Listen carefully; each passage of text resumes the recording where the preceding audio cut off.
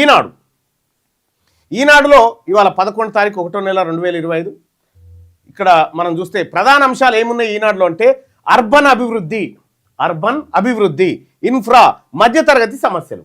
So ఇక్కడ urban అభివృద్ధి పైన ఎందుకు మాట్లాడుతూ ఉంది, ఇప్పుడు అర్బన్ మిడిల్ క్లాస్ పైన ఎందుకు ఫోకస్ చేస్తూ ఉంది ఈనాడు అని అంటే, సో ఇక్కడ మున్సిపల్ ఎన్నికలు ఉన్నాయి కాబట్టి మొన్నటిదాకా గ్రామీణ ప్రాంతంలోనే గ్రామీణ వాతావరణ వార్తలను తీసుకొచ్చింది, ఇప్పుడు అర్బన్ వాతావరణం తీసుకొస్తా ఉంది.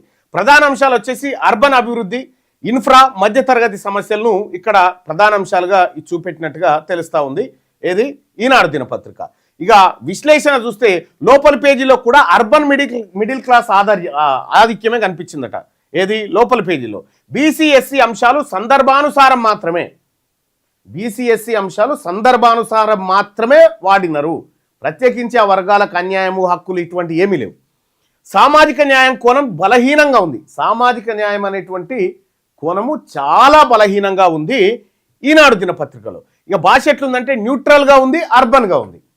న్యూట్రల్ అర్బన్గా ఉండడంతో ఇది భాషను లాంగ్వేజ్ను మాత్రం న్యూట్రల్గా వాడుతూ ఉంది.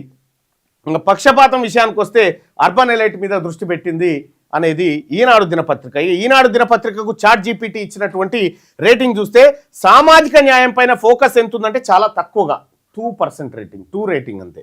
బీసీ ఎస్సీ ఎస్టీలకు స్పేస్ ఎంత ఇచ్చిందంటే కేవలం 2 రేటింగ్. ఇక ప్రభుత్వ విమర్శన ఎట్లా చేస్తుందంటే కేవలం 2, అంటే అట్టర్ ఫ్లాప్. ఇవాళ ఈనాడు దినపత్రిక ఆంధ్రజ్యోతి కంటే అధ్వానం అయిపోయింది అన్నట్టు, అంటే అట్టర్ ఫ్లాప్ అయిపోయింది ఈ పత్రిక.